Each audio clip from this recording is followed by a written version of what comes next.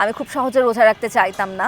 অনেক দেরিতে এসে আসলে আমি 30টা রোজা রাখা শুরু করি। ড্রেসটা তো দেখানোই যাবে না, কাউকে বলা যাবে না কী কালারের ড্রেস নিয়েছি, যদি ম্যাচ হয়ে যায়।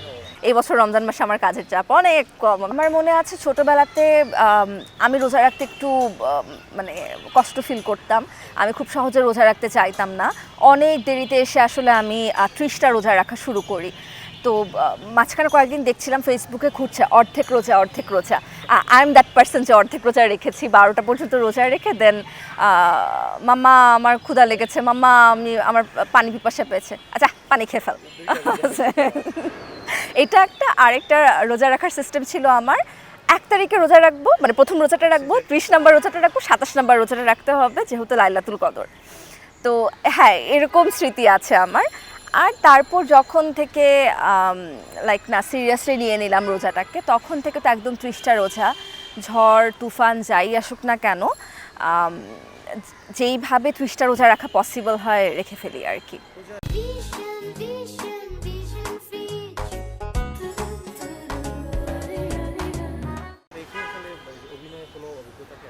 অনেক টাফ, রিয়েলি ভেরি টাফ। শুরুর দিকে তো মেজাজ খারাপ হয়ে যেত 3টার পর থেকে, এখন আর সেটা হয় না। কিন্তু আমি আবার রাত্রেবেলা অনেক তাড়া দিতে থাকি যে ভাইয়া তারাবি আছে, চলেন চলেন সবাই তাড়াতাড়ি শেষ করি।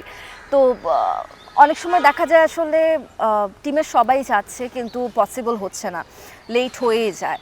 তো এটার জন্য আসলে রমজান মাসে আমি ব্যক্তিগতভাবে কাজ করতে একটু আলসেমি বোধ করি।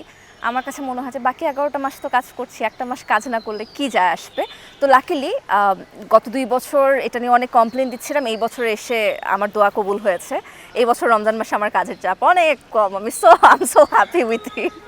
আমাদের শৈশবের ঈদগুলোকে যদি মিউজিয়ামে রেখে দেওয়ার মতন কোনো মানে থাকে না যে স্মৃতি, হ্যাঁ স্মৃতি মিউজিয়ামে ক্যাপচার করে রাখা যায়, তাহলে হয়তো বা আমরা সবাই আমাদের শৈশবের ঈদগুলোকে মিউজিয়ামে ক্যাপচার করে রাখতাম। প্রথমত যেটা আনন্দ হতো সেটা হচ্ছে ড্রেস লুকিয়ে রাখার। ড্রেসটা তো দেখানোই যাবে না, কাউকে বলা যাবে না কী কালারের ড্রেস নিয়েছি, যদি ম্যাচ হয়ে যায়। হ্যাঁ, জুতাটা দেখানো যাবে না। তারপর তো সালামি, চকচকা নতুন নোট, যেহেতু ছোট ছিলাম 2 টাকার বান্ডেল, আমি জানি না আপনি এভাবে পেয়েছেন কি না, আমাদের বাসাতে এভাবে দেওয়া হতো। 2 টাকার বান্ডেল, হয়তো বা 100 টাকা টোটাল, এরকম 50টা নোট আমাকে দেওয়া হচ্ছে একদম সুন্দরভাবে ব্যাংক থেকে জাস্ট র্যাপ করে আনা, ফ্রেশ ফ্রেশ। আমার কাজিন আলভি ভাই হয়তো বা বলছে যে আগে সালাম করতে হবে পা ধরে। আলভি ভাইকে কী সালাম করবো, ধুর আলভি ভাইয়া তো এত বড় মানুষ না, না সালাম না করলে দিব না। চকচকা 10 টাকার নোট, 5 টাকার নোট, 100 টাকা 500 টাকা তখন খুব কমই পেতাম। আবার যদি বড় নোট পাইও সেটা আবার সব কিছু মায়ের দখলে চলে যাওয়া। তারপর যখন মাকে যে জিজ্ঞাসা করা, মাম্মা আমার টাকাটা কোথায়, তোমার টাকা, কিসের তোমার টাকা, তুমি না ওই দিন কি খাইছো দিয়ে দিচ্ছ ওখানে টাকা, কাটাকাটি। So many funny memories are there. But হ্যাঁ, এখন এগুলো অনেক মিস করি। এখন আর কাজিনরা একসাথে হওয়া হয় না, কারণ সবাই দেশের বাইরে মোস্টলি আর কি। চকচকা নোট পাওয়ার সেটা হয় না।